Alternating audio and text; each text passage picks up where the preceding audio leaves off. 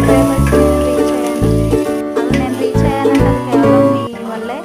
ఎందుకంటే మీరు నన్ను సపోర్ట్ చేసి ఇంతవరకు వెళ్ళేలాగా చేసినందుకు థ్యాంక్ యూ సో మచ్. అలాగే నన్ను సపోర్ట్ చేయండి.